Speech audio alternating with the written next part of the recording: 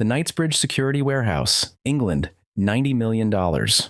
Most people think the greatest heists in history involved disguises, getaway cars, and years of planning. This one used a sign on a door. That's it. A piece of paper that said temporarily closed. And behind that door, $90 million in gold, cash, and jewels. Here's how a man with a criminal record longer than most people's CVs walked into one of London's most secure private vaults and walked out richer than a small country. Valerio Vice was an Italian national already wanted for over 50 armed robberies back home. He fled to England not to hide, but to find a bigger target. And he found one, the Knightsbridge Security Warehouse. One of the most prestigious private vault facilities in all of London. His method? He walked in, as a customer, politely asked to rent a safe deposit box. Charming, well-dressed, zero suspicion. The moment a staff member escorted him into the vault area, everything changed. Vicky overpowered the manager and guards on the spot. His waiting accomplices were let in through a side entrance.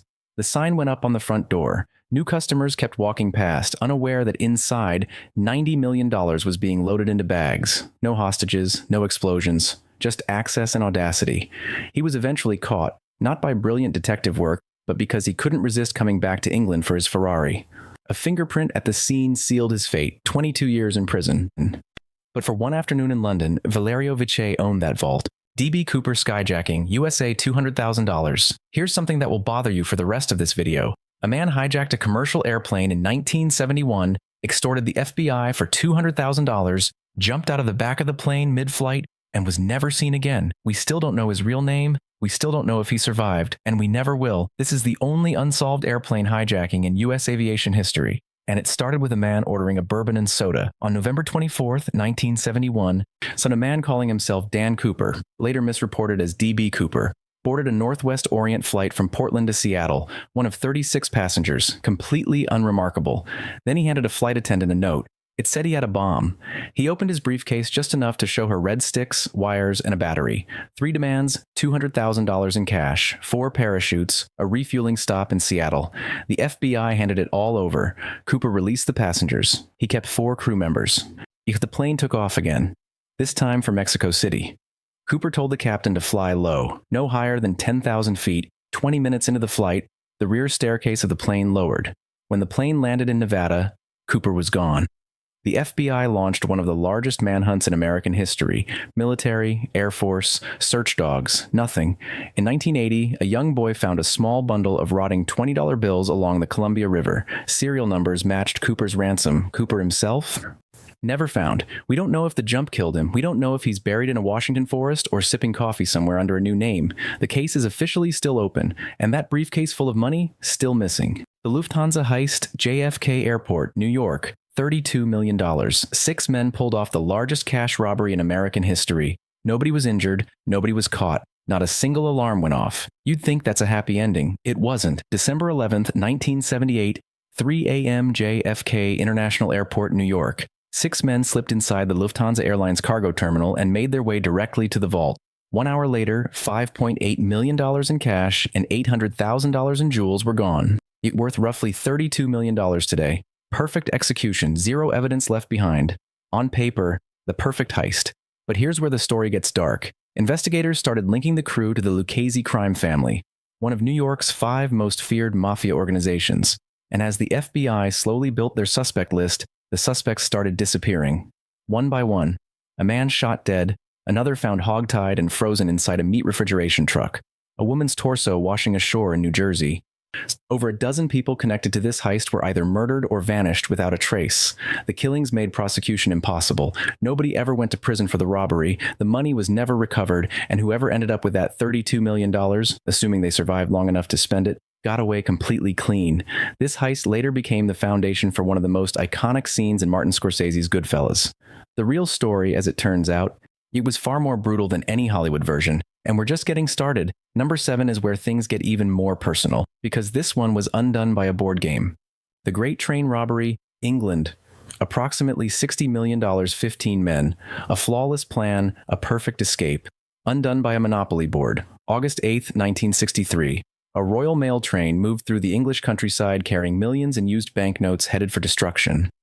A gang of 15 robbers, led by career criminals with inside information, had been planning this for months. They covered a green railway signal light with a glove, powered the red light using a portable battery, a standard stop signal to any driver.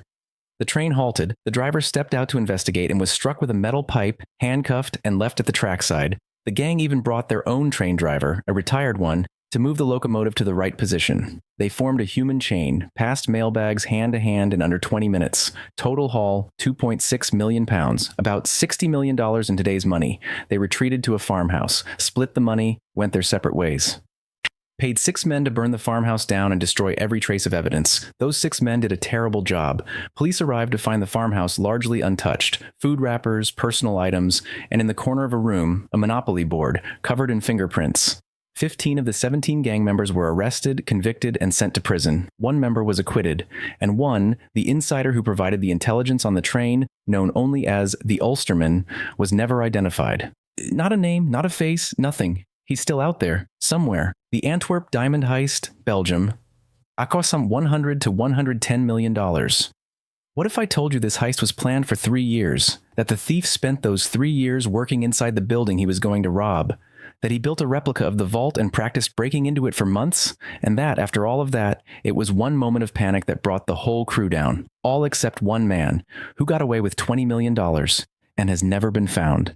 Leonardo Notarbartolo was a professional thief. But to the staff of the Antwerp Diamond Center in Belgium, and where 80% of the world's cut diamonds pass through, he was just another diamond merchant. He had rented office space there for 3 years, attended meetings, completed small transactions, built relationships. He was also carrying a spy camera hidden inside his pen the entire time.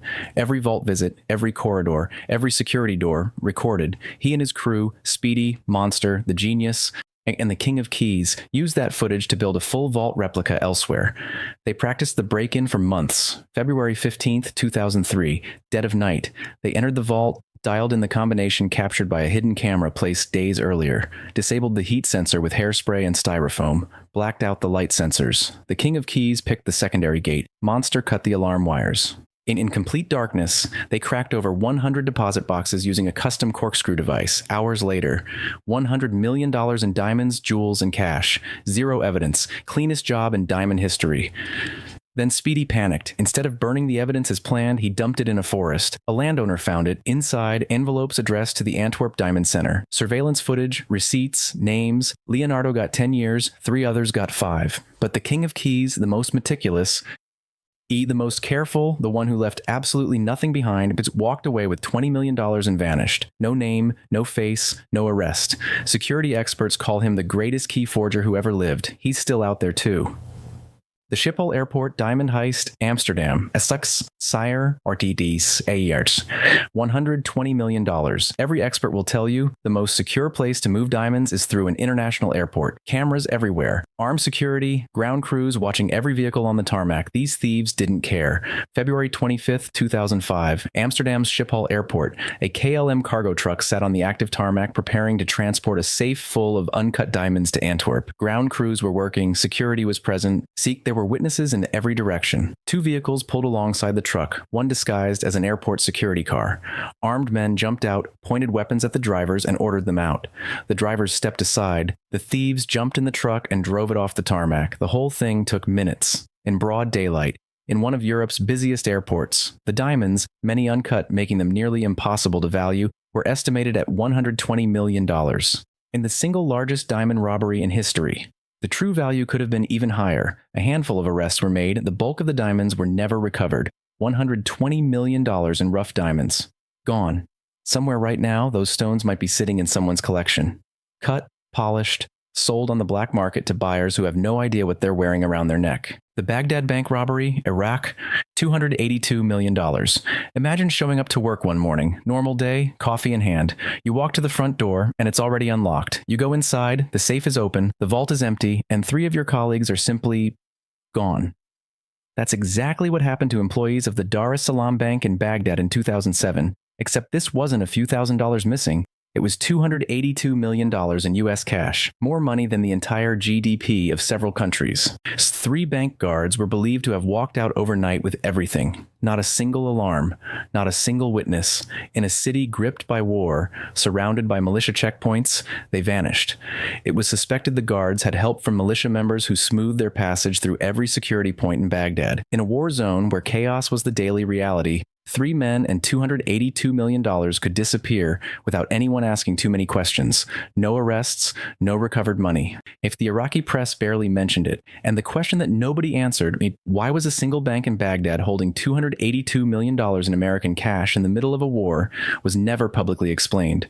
To this day, it remains one of the most brazen inside jobs in financial history, and one of the most forgotten. The Isabella Stewart Gardner Museum heist, Boston, asked $300 to $500 million.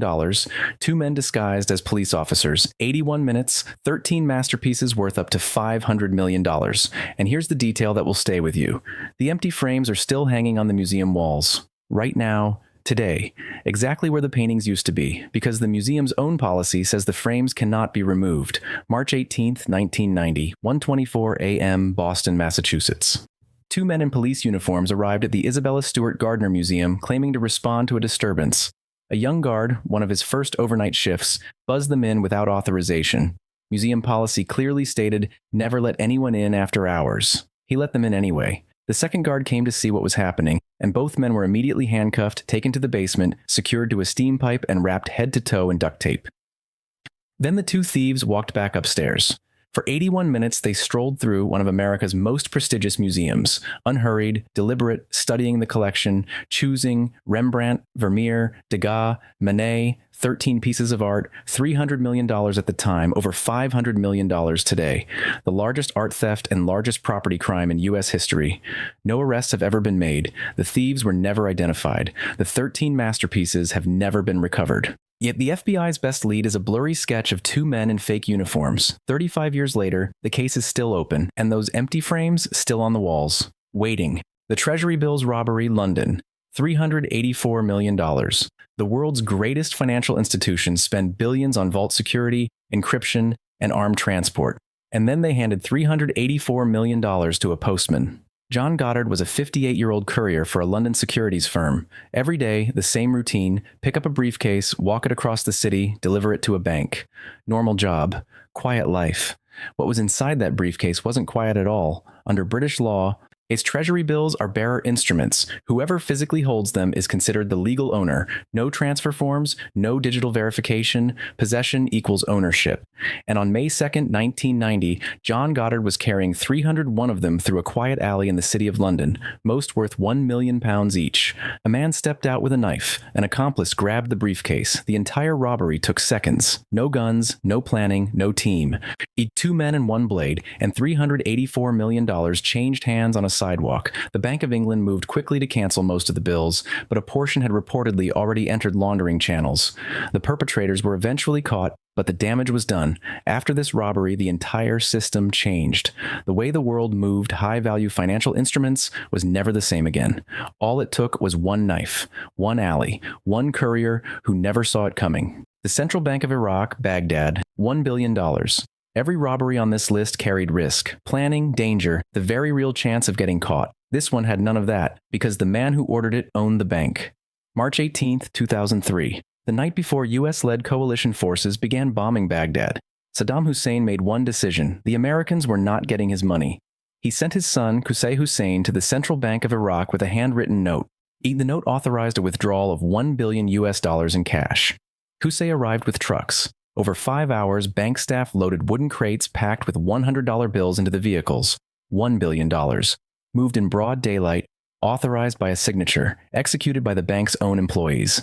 When American forces entered Baghdad days later, the vault was empty. Qusay was killed by U.S. forces in July 2003. Saddam was captured in December, hiding in a hole near Tikrit. When soldiers searched one of his palaces, they found approximately $650 million hidden inside the walls, packed in cash behind plaster and concrete. The other $350 million was never found. It is the single largest theft of cash in recorded human history. No disguise, no vault to crack, no alarm to disable, just absolute power, and a handwritten note.